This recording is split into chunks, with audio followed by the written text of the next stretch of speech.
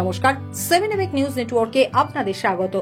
অবশেষে দীর্ঘদিনের প্রচেষ্টায় সোদপুরে উদ্বোধন হলো মৃতদেহ সংরক্ষণের জন্য অত্যাধুনিক শবাগারের। করোনা অতিমারির সময়ে শহর কলকাতার পাশাপাশি বিভিন্ন পৌরসভাগুলোর উদ্যোগে মৃতদেহ সংরক্ষণের অত্যাধুনিক ব্যবস্থা গ্রহণ করা হলেও রক্ষণাবেক্ষণের অভাবে বর্তমানে সেগুলি ইতিহাসের পাতায় স্থান নিয়েছে।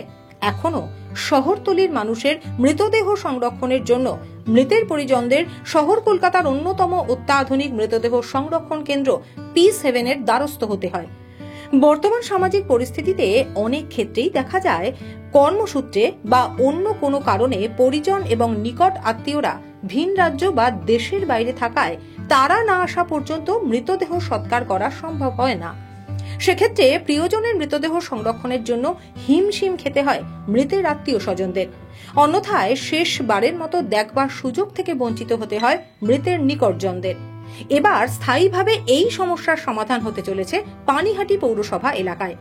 পানিহাটির রামচন্দ্রপুরে অবস্থিত metropolitan homeopathic medical college and হসপিটালে উদ্বোধন হল মর্চুয়ারি বা শবাগারের।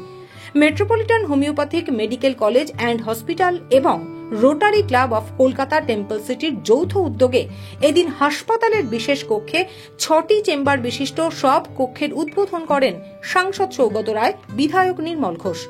উপস্থিত ছিলেন metropolitan homeopathic medical college and হসপিটালের director doctor Soumitra Basu, rotary club of কলকাতার সভাপতি সহ বহু বিশিষ্ট ব্যক্তিবর্গ। অত্যাধুনিক শীততাপ যন্ত্র নিয়ন্ত্রিত 6টি কক্ষ বিশিষ্ট মৃতদেহ সংরক্ষণাগারটি প্রদান করেছেন কলকাতার হিন্দু সৎকার সমিতি। কলকাতার পর শহরতলিতে এই ব্যবস্থা হওয়ায় এই হাসপাতালের তো বটেই, পানিহাটির বাসিন্দা সহ সংলগ্ন এলাকার মানুষেরাও উপকৃত হবেন জানালেন সাংসদ সৌগত রায়।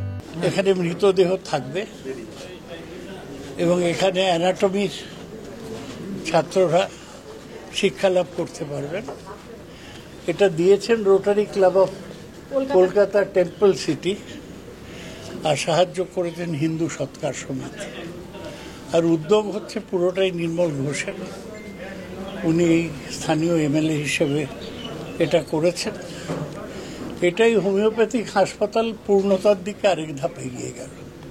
নিজস্ব মর্চুয়ারি থাকলে তো সুবিধা, আর এমনি লোকালিও কেউ ডেড বডি রাখতে চাইলে রাখতে পারবেন, এটাই বাড়তি সুবিধা। হাসপাতালের প্রয়োজনের পাশাপাশি সাধারণ মানুষের প্রয়োজনের কথা মাথায় রেখেই এই উদ্যোগ নেওয়া হয়েছে জানালেন metropolitan homeopathic medical college and হসপিটালের ডিরেক্টর ডক্টর সৌমিত্র বসু। শহরতলির বুকে হোমিওপ্যাথিক হসপিটালের 6টা চেম্বার, কতটা সুবিধা হবে সাধারণ মানুষের? অ্যাকচুয়ালি সত্যি কথা বলতে কি, লোকাল যে এই মর্চুয়ারিটা করা হলো, এটাতে হলে কি মানুষের মধ্যে প্রচুর সুবিধা হবে। কারণ অনেকেই বেশিরভাগ লোক বাইরে থাকেন এবং তাদের ছেলে বা তাদের আত্মীয় স্বজনরা আসতে অনেক সময় লেগে যায়। সেই দিক থেকে কিছুক্ষণের জন্য শান্তিতে রাখার পক্ষে আমরা এই জায়গাটা আদর্শভাবে বিবেচিত করেছি। এছাড়াও হসপিটালের প্রয়োজন, যেহেতু হসপিটাল, যেন হসপিটালের প্রয়োজনে অবশ্যই এটার একটা প্রয়োজনীয়তা রয়েছে, সেটাই এই কাজে মানে সাফল্য লাভ করবে। ভিন রাজ্যে বা দেশের বাইরে থাকা মৃতের পরিজনদের জন্য পানিহাটিতে এই ব্যবস্থা অত্যন্ত কার্যকরী হবে জানালেন রোটারি ক্লাবের সদস্য সুব্রত সাহা। পানিহাটিবাসীর অনেক সুবিধা হবে। আজকাল যা অবস্থা, তাতে বেশিরভাগ মানুষেরই ছেলেমেয়েরা বাইরে পড়াশোনা করে বা চাকরি করে।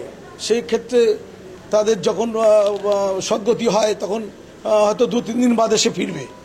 সেই কাজেই, সেই উদ্দেশ্য নিয়েই এটা করা এবং সর্বসাধারণের জন্য করা। এটা সাধারণ মানুষের সুবিধা, একদম সাধারণ মানুষের সুবিধার্থেই করা হয়েছে। এটা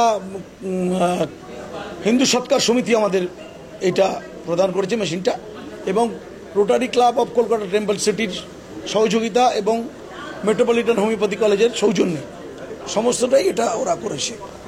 সোদপুর থেকে শ্যামল পাল এবং গৌতমী নাথের রিপোর্ট, 7 এবেক নিউজ নেটওয়ার্ক।